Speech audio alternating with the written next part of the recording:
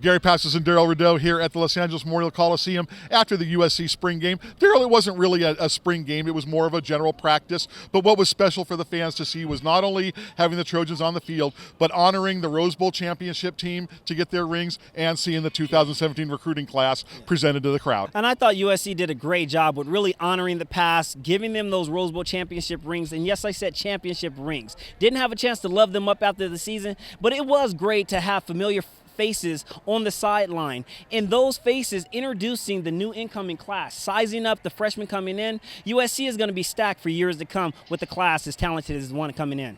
And then seeing the practice, like we said, limited in the contact, but you had a chance, Darrell, to see the offense coming out here. And one of the big questions that you and a lot of fans had about the receiver spot, Michael Pittman and Tyler Vaughns, they showed something today. Yeah, and you talk about who was going to place guys like Juju Smith-Schuster and Darius Rogers. I was very impressed with what I saw. The action inside the red zone, that's where your money's made. And guys like Vaughns and Pittman have the ability to really stretch this defense or stretch defenses and catch those deep balls inside the red zone. I love what I saw today. And Matt Fink and Jack Sears both had their moments in that backup quarterback competition to sit behind Sam Darnold.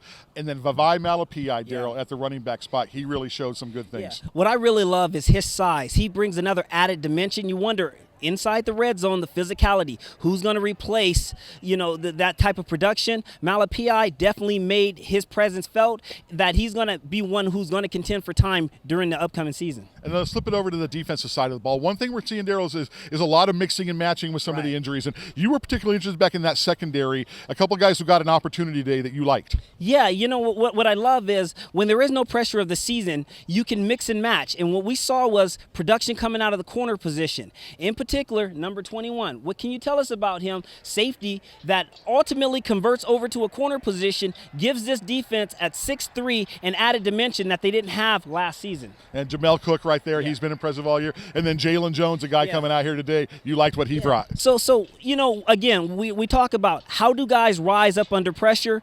Guys like Jalen Jones and Jamel Cook showed why this team, having another season under Clancy Pendergast on the defensive side of the ball, in the secondary, that's why this team is going to be formidable. I love those added reps. I'm looking forward to the season to come.